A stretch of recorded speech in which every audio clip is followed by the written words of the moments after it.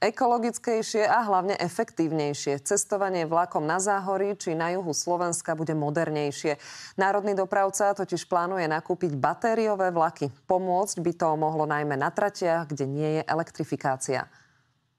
Na trati medzi Kútmi a Skalicou toho už cestujúci zažili veľa. Ten vlak chodí z Kútov do Skalice a skončil v Holíči napríklad. Ďalej čo?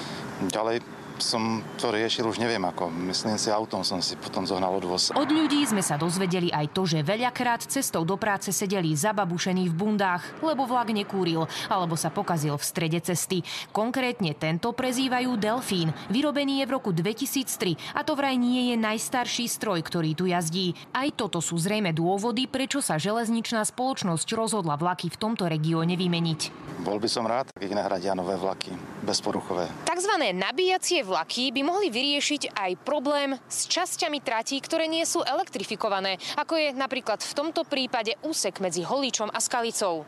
Jedným z takýchto miest je aj Nitra. Nové batériové vlaky by tu mali postupne nahradiť takéto dízlové súpravy. Batériové vlaky môžu byť lacnejšie na prevádzku ako dízlové, a to najmä vtedy, ak sa vďaka nim podarí nahradiť najstaršie dízlové rušne.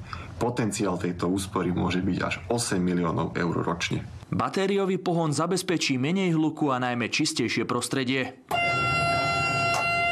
Nasadenie batériových jednotiek zníži emisie CO2 o 130 000 tón ročne, čo je ekvivalent toho, ako keby z ciest zmizlo viac ako 28 000 osobných aut spaľujúcich fosílne palivá. Predpokladaný dojazd vlaku je 80 kilometrov. Nabíjať sa bude potrolejom z bežnej elektrickej siete.